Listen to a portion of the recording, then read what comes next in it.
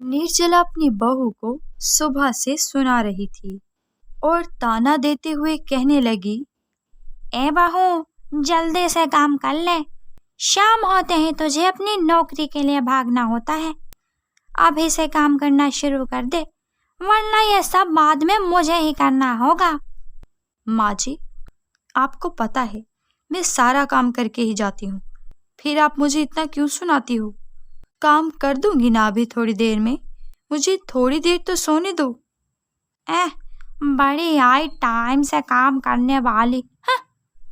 अरे तुझे तो खुद शर्म आनी चाहिए कि अब शादी हो चुकी है, कम से कम अब ये रात की नौकरी छोड़ दे। माँ जी, वो मेरा काम है और मैं अपना काम नहीं छोड़ सकती।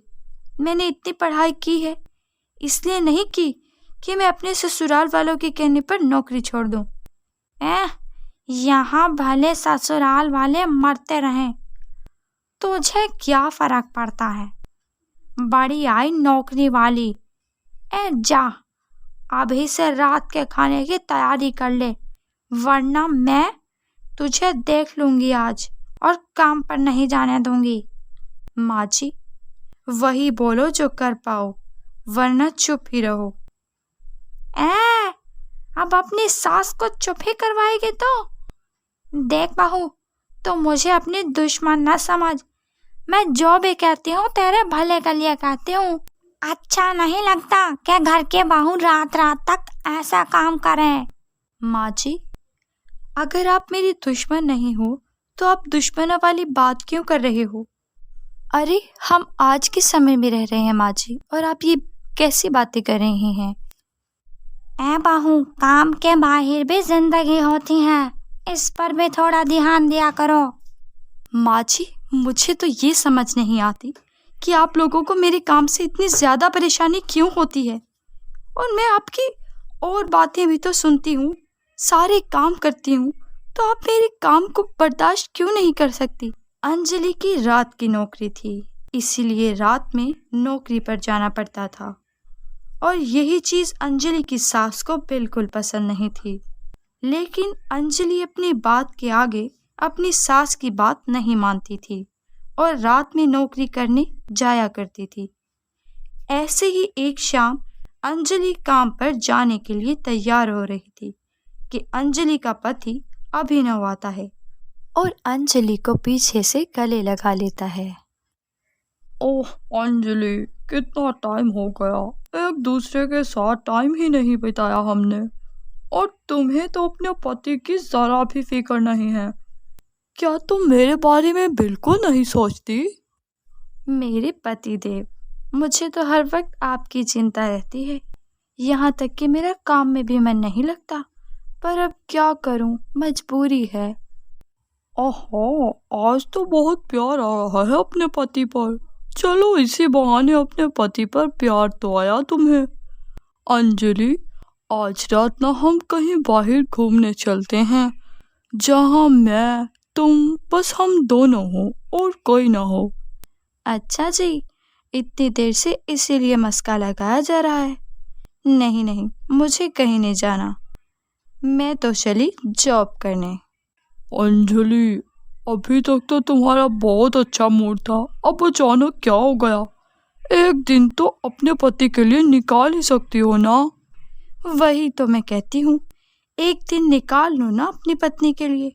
मैं भी दिन भर घर में बोर होती हूँ, तुम एक दिन निकाल कर ऑफिस से छुट्टी ले लो, फिर हम दोनों घूमने चलेंगे। तुम्हें अच्छे से पता है ना अंजलि, मैं ऑफिस से छुट्टी नहीं ले सकता, और इस टाइम तो बिल्कुल भी नहीं।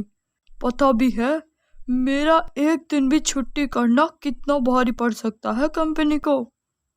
अच्छा, मतलब तुम छुट्टी ना करो और हमेशा तुम और तुम्हारी माँ मुझे ही कहती रहो कि मैं नौकरी छोड़ दूं, छुट्टी ले लूं। मैंने काम छोड़ने को कब कहा? मैं तो एक छुट्टी लेने को कह रहा हूँ। इतना तो तुम कर ही सकती हो ना मेरे लिए। सॉरी माय डियर हस्बैंड, ना तो मैं छुट्टी ले रही हूँ और ना ही मैं आपसे और गुफ्तगू कर रही हूँ। मैं चलती हूँ, बाय बाय। इतना बोलकर अंजलि वहां से चली जाती है और अभिनव का मुंह बन जाता है। अंजलि को कोई नहीं समझ पाता था, बस हर कोई उसे काम को छोड़ने का कहता। ऐसे ही कई दिन निकल जाते हैं। कुछ दिनों बाद अंजलि को अगली सुबह आने में देरी हो जाती है। जब तक अंजलि घर नहीं आई तब तक खाना भी नहीं बना। वहीं निर्जला को भी चक्कर आ रहे थे और अंजलि जब घर आती है तो उसकी नंद ज्योति अंजलि को सुनाने लगती है। भाभी, आपको हर वक्त क्या बस काम ही दिखता है? यहाँ माँ की कल रात से इतनी तबीयत खराब है, आपको वो नहीं देखा? मटकती हुई चली गई नाइट शिफ्ट करने। मुझे नहीं पता था कि माँ जी की तबीयत खराब है। और माँ जी, अगर आपकी तबीयत खराब थी तो आपने मुझे कुछ बताया क्यों नहीं? कल रात तक तो आप बिल्कुल ठीक थी। भाभी, आप घर में सुनती ही कहाँ हो? मेरी माँ तो बेचारी परेशान ही रहती है। मेरी माँ ने सोचा था कि घर में बहू आएगी तो घर परिवार को संभाल लेगी, लेकिन यहाँ तो आपको रात की नौकरी से फुर्सत ही नहीं है। और जब भाई कमा रहे हैं तो आपको क्या जरूरत है काम करने की? ज्योति, जब तुम भी घर पर थी तो तुमने माँ जी की मदद क्यों नहीं की? और अगर मैं नौकरी पर चली जाती हूँ तो आप पीछे से घर का काम कर लिया करें। सिर्फ मेरी ही जिम्मेदारी तो नहीं है ये। भाभी, आप अपनी गलती मानने से छोटी नहीं हो जाएंगी। और आप अपनी भाभी पर गलत इल्ज़ाम लगाने से बड़ी नहीं हो जाएंगी। घर वालों को भी सोचना चाहिए कि अगर बहू नौकरी कर रही है तो काम ना करे, लेकिन मेरी परेशानी तो ना बढ़ाएं। नौकरी तो बस बहाना है, पता नहीं कहाँ मुंह मारने जाती हो आप।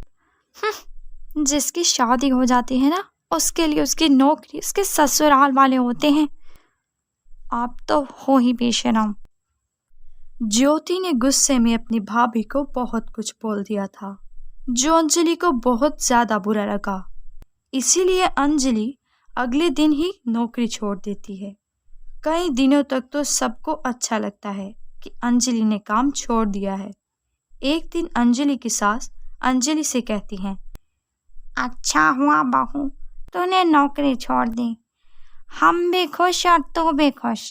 पहले तू काम करती रहती थी, शरीर को भी आराम नहीं मिलता था। अब देख चेहरे पे कैसा निखार आया है। हाँ माँ जी। क्या हुआ? तो शांत शांत क्यों है? माँ जी, मैं रसोई में खाना बनाने जा रही हूँ। जब से नौकरी छोड़ी है बहू इतनी शांत हो गई है, ना किसी से ढंग से बोलती है ना हंसती है। ऐसे ही चलता रहा तो बहू और हम वैसे ही दूर हो जाएंगे। काम छोड़ने की वजह से अंजलि चुप चुप रहने लगी थी। अब अंजलि ना किसी से बात करती, ना किसी की बात का जवाब देती थी।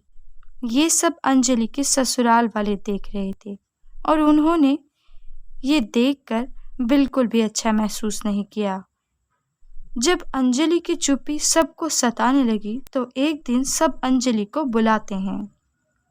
भाभी, मुझे माफ़ कर दो, मैंने आपके साथ बहुत बदतमीजी की है। कोई बात नहीं, आप लोगों ने क्या इसीलिए बुलाया था मुझे? नहीं बहू, हमें तुझसे कुछ बात भी करनी है, इसीलिए बुलाया है तुझे। अंजलि, हम सबको माफ़ कर दो। हमने अपने स्वार्थ में तुम्हारी नौकरी को कोई अहमियत नहीं दी। बहू, मुझे माफ़ कर देना। रात की नौकरी करना कोई बिल्कुल आसान बात नहीं है, लेकिन मेरी बहू रात की नौकरी करती है। मुझे गर्व होना चाहिए था तो इस पर मैंने तुझे एवं ही सुनाया। हाँ भाभी, हम सबको माफ़ कर दो। बहू, हमें माफ़ कर दे, हमारी गलती का हमें एहसास हो गया है। अब मैंने तेरे दफ्तर में बात भी कर ली है, कल से तू वापस नौकरी पर जा सकती है। सच माँ जी? हाँ, सच। अंजलि के घर वालों को समझ आता है और वो अंजलि को रात की नौकरी करने के लिए मना नहीं करते।